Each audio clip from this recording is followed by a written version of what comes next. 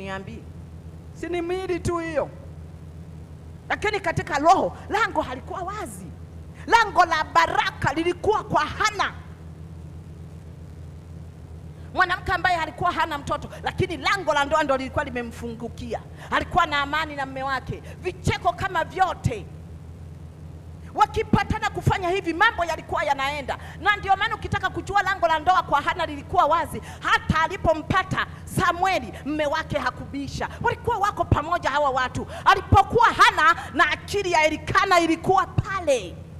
Hana alichoamua Elikana aliamua, Elikana alichoamua Hana aliamua. Hilo ndio lango la ndoa, asikudanganye mtu. Nisikilize, kwa vijana na hasa mabinti, lango la ndoa mama yangu likifungwa, wataishia wanaokutaka tu kimapenzi. Wakukwambia twende nikuweke ndani, hayupo.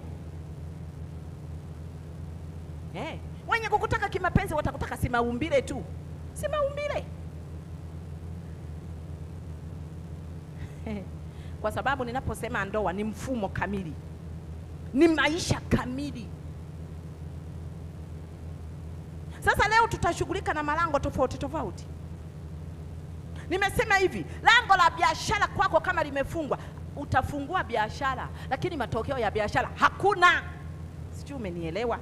Yaani hautazuiliwa kufungua biashara, ila ndo utafungua biashara, ni biashara ambayo haina matunda, hakuna faida, hakuna wateja, na akili ya kupata maarifa ufanye nini, utakosa. Na ndio maana kuna watu wengine kama lango la kufanya kazi au lango la kazi limefungwa, leo utamwajiri wewe, atafanya madudu, atatoka, ataenda.